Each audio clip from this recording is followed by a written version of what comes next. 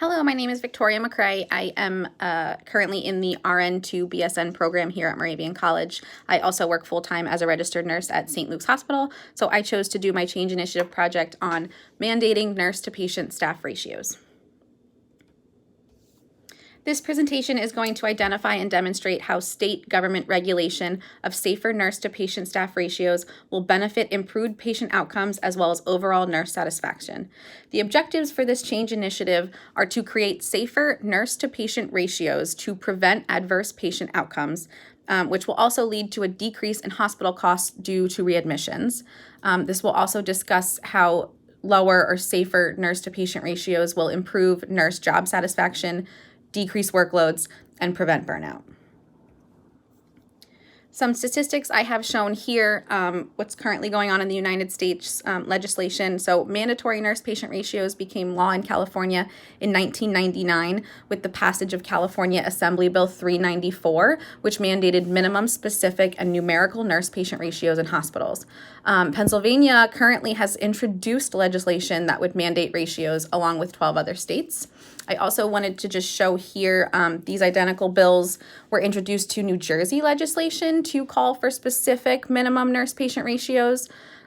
So it shows that, they're requiring 1 to 6 in medical surgical units, 1 to 4 in step-down or telemetry units, 1 to 2 in critical or trauma patients, and 1 to 1 for every patient under anesthesia. So this is just one way that American nurse associations are trying to enforce more numerical staffing by state legislation.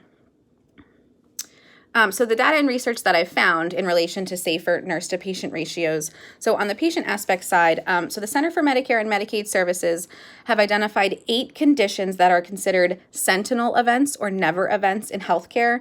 These are things that should never happen because they directly relate to negative patient outcomes or harm. So the top 4 events are considered to be falls, hospital-acquired pressure injuries, catheter-associated urinary tract infections, and vascular catheter-associated infections. So these top 4 have been directly found to be associated to nurse staffing. So in studies, they have all been shown to decrease in the likelihood of events based off of a safer or lower nurse-to-patient working ratio. Studies have also shown that these lower ratios will show lower mortality rates, fewer ICU admissions for patients, and then an overall increased patient satisfaction within the healthcare system, after studies, on their quality of care that they received in the hospital. Lowering these nurse-to-patient ratios will also improve nurse satisfaction. There has shown to be a more highly educated workforce. If nurses are happier in their careers, they're more feel more enticed to, pursue higher education degrees. It's shown lower odds of nurse concerns about care quality. So nurses are less stressed about the effective care that their patients are receiving. It shows that higher nurse perceptions of care quality are likelihood and the likelihood to recommend hospitals like out in the community. If nurses feel more pride and in regards to their hospital, they're more likely to recommend it. And then obviously less burnout and job dissatisfaction. So when nurses feel that they have adequate staffing ratios, they're less likely to get burnt out, feel overworked, feel less dissatisfied with their jobs.